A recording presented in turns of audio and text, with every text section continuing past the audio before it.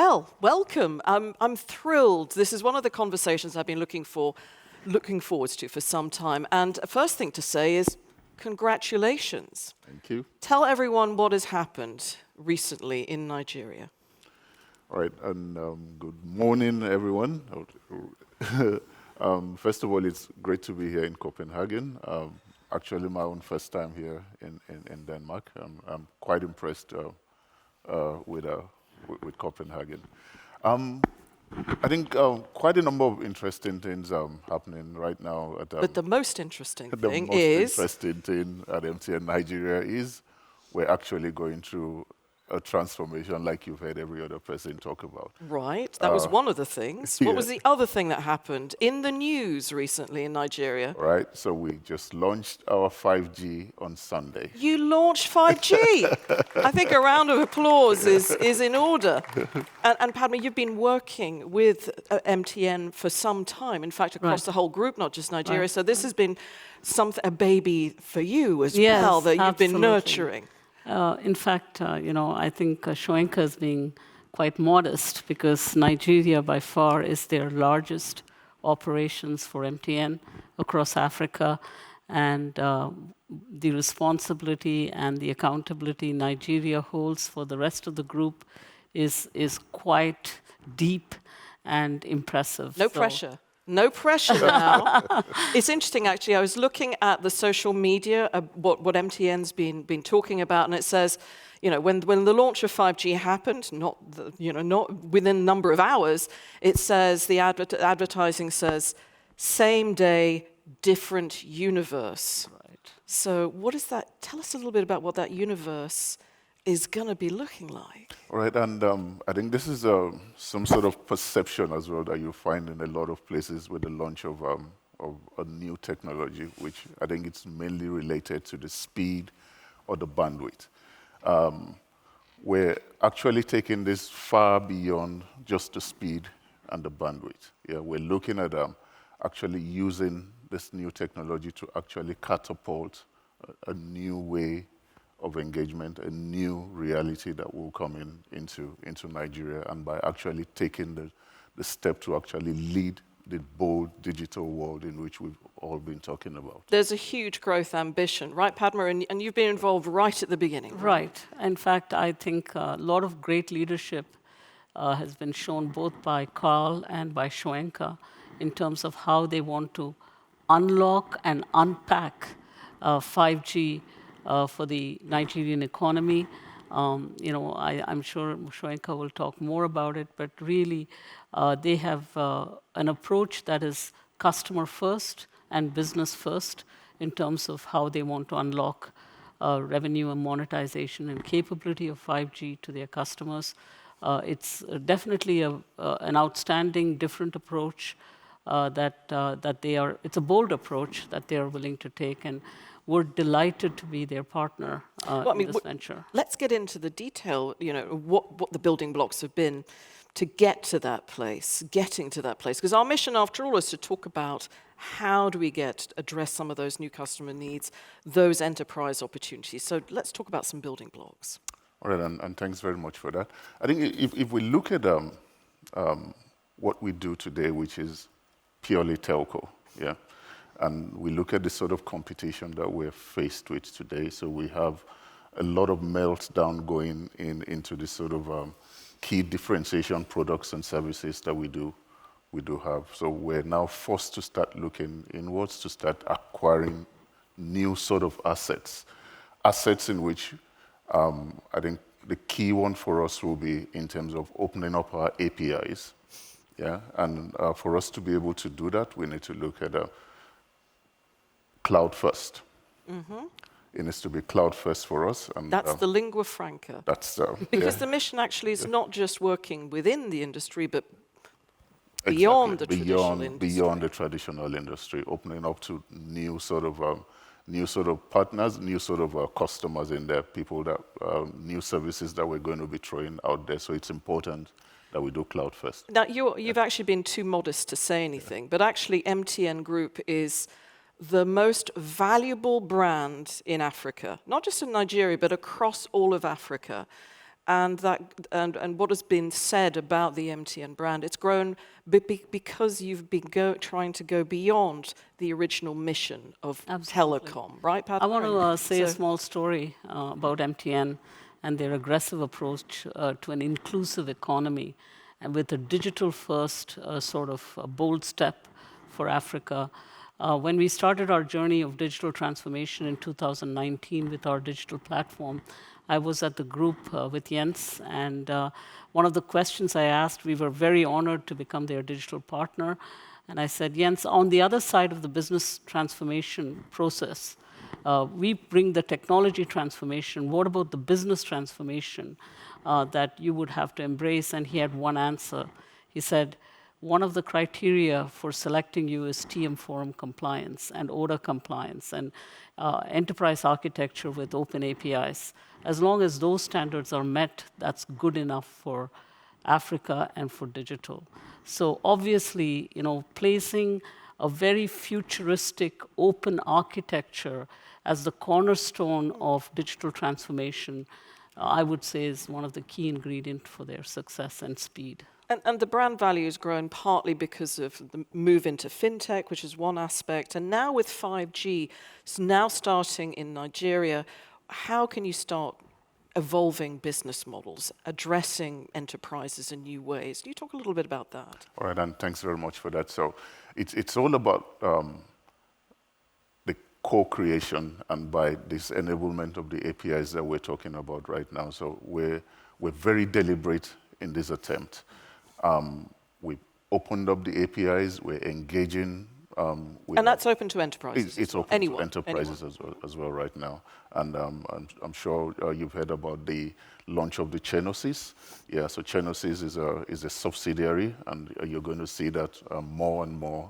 Well, actually, not everyone in the audience knows this, so do you want to talk a little bit about that? Yeah, so Chenosis is...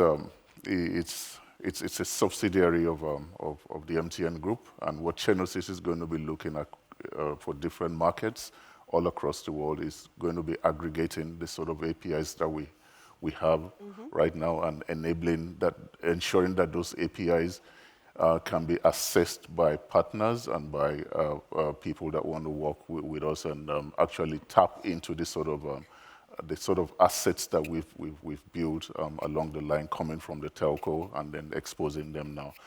If we look at things like payments, if we look at things like authentication, where I think with the Know Your Customer, with the KYC, I think we've actually played a leading role together with the banks. But because of our spread, because of our reach, I think we're taking a big leap in that and actually leading the market in there.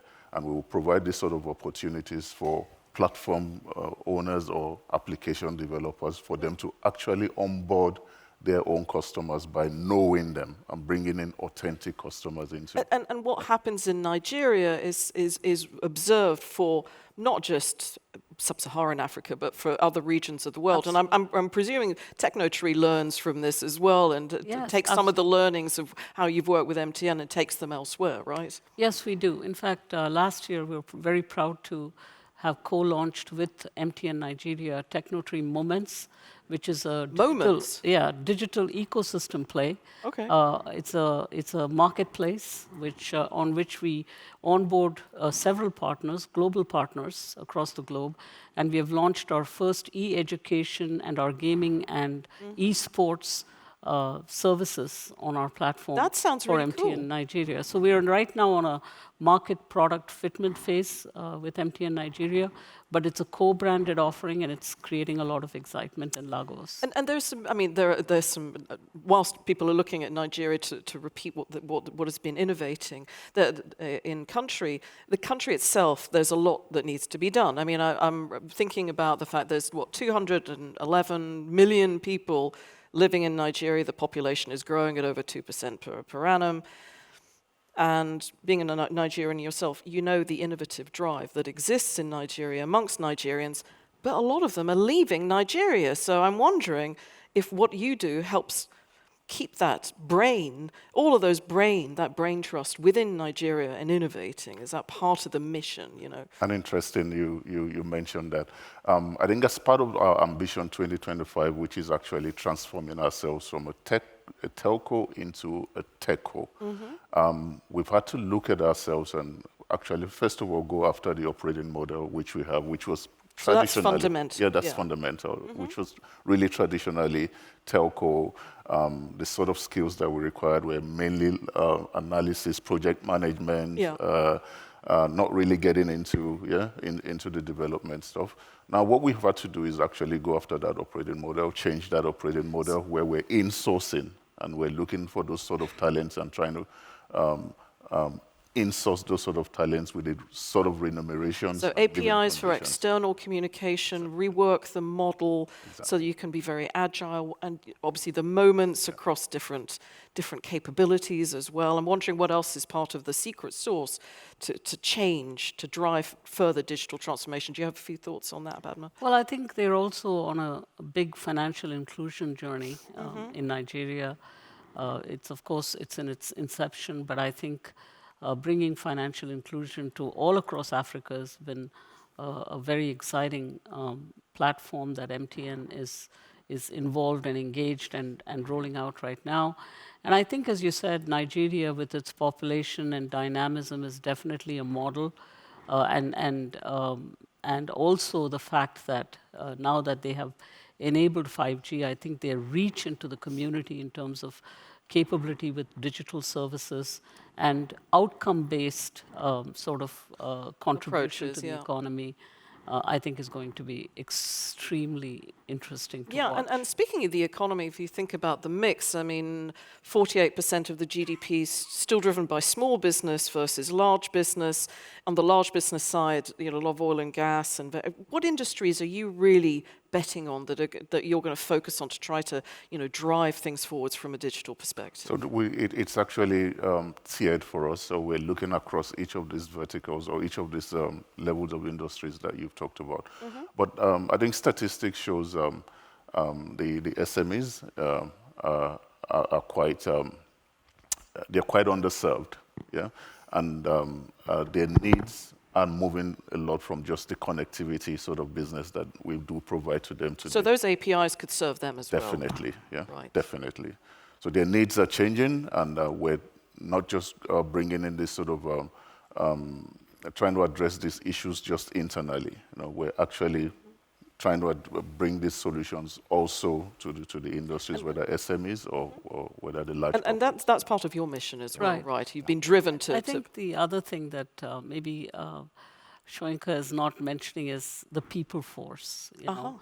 I think under his leadership and vision, I think they are also internally focused on bringing business, bringing IT, bringing finance, HR, everything within Nigeria. You know, we've been working with them as well as partners. So get your house in order getting your house in order and is getting that absolutely leadership and getting that momentum and internal, you know, sort of enthusiasm to make this project a true success is something I think you have been launching. Maybe you want to talk a bit about. Yeah, and thanks very much for that, Padma. And look, I think the first things we first of all went after was based on these building blocks in which you did mention earlier on. The APIs, the platform, the restructuring. Yeah. Yep. It's the elimination of the data silos. So first of all, for us to be able to provide that sort of service, we need to eliminate data silos. That means we need to do a complete re-architecture in terms of how applications are structured right now and their underlying data source. We're working together with Technotree. We've actually started a new project, I'm sure, which they will be launching today. Yeah. I'll let her do the honors and mention what well, it's about. called Metamorphose. Yeah. Okay. And it is, as I say, it's a leadership position in terms of how to bring organizations, partners, all the players in the digital transformation and that's what together and sort of unite in common purpose, whether it is you know, at the network layer, at the platform layer, at the enterprise services layer, or right to the, you know, customer engagement layer. the transformation has to be total and complete and integrated, and yet has to be open and secure Right. and inclusive in terms of the service offerings and the customer experience that we can lend ourselves. And let's not forget about the customer experience. A couple of things let's tease out a little bit more on the data side. And actually, we're going to bring someone else on who's going to help talk about this. So just a round of applause for our next speaker who's going to join us, who's Bernardo, who's from Telefonica, who has a different genesis, let's say, from as an organization, but is going to contribute also on the customer side. And from the AI piece, we talked about data and insights and how critical that is, both internally and externally. So first, I mean, you've learned a couple of things from these guys, I presume, listening. So, first of all, thank you very for being here, and thank you for giving me the opportunity to share what we are doing in this kind of this journey of transformation, because we have been talking about. And if you speak a lot slower, we'll be able to hear you and understand. Sorry, I'm from the southeast of Spain, and we I know. You want to get a lot done. I get it. The Spanish is even worse. Okay, as I said, we have been talking about the transformation of customers, the transformation of the telcos to be able to help. And this is the thing that we have been doing. During the last almost 3-4 years, we have been building a new concept. It's what is called Telefonica Tech. That is a result of merge or global capabilities for Internet of Things, for IoT, and for big data and AI. Global capabilities that now is, they are combined. So data is central. API is central as well, I would imagine. Exactly. It's the ability to build a business, data-driven business insights for our customers so they can give them tools to transform the way they manage their operation, being more efficient, and being able to build new business models. And it's what we call AI of things, the artificial intelligence of things. The AI of things. Exactly. And more marketing terms. Yeah, exactly. Now, I've spoken to a lot of Telefonica I know. enterprise customers, and there is a huge thirst for data. But talk to us a little bit about the sort of use cases that are of particular interest, where they're spending money with you. Yeah. We have a lot of use cases in different sectors. For example, in connected industry. We have examples, commercial examples, where we have been offering our customers, a big car maker in Europe, a new factory that is, they have a private network with 5G, so everything in the factory is connected, but with wireless. So manufacturing, automotive, private network, factory. Exactly, and on top of that connectivity, private connectivity, we have business value-added services, like the way that they manage the flexibility of the layout of the factory. So so they can adapt to the demand. So AI will help inform the layout exactly, of the factory. Exactly. Is that something that would be of interest, do you think, some Nigerian enterprises as well? Most definitely. Because there should be cross-pollination. This is happening right here on stage, right? Cross-pollination of ideas, right, Padma? Absolutely. Yeah. Most definitely. And I think the 5G for us is just a bearer. Yeah, it's just a underlying technology. It's a bearer. Yeah. And Telefonica's invested hugely in data science and taking to the next level, right? And what about those ecosystems that we've been talking about investment in that? We have a lot of solutions. For example, even at the beginning, Cornelia has been talking about the big data for social good, and we have a lot of activities doing that. That is understanding how the world moves and give our customers good ideas like the retailers or how to manage a port or an airport where a lot of things are moving, and you can you have to take better decisions based on the real-time moves. Ports, logistics. Again, exactly. Nigeria can benefit from logistics and supply knowledge chain. on that too. Exactly. And Telefonica has actually been working with a lot of different service providers. There's lots of relationships, beneficial relationships with different service providers around the world, right? Where you're sharing some of that AI and IoT expertise, correct? Yeah, sure. We have in Singapore.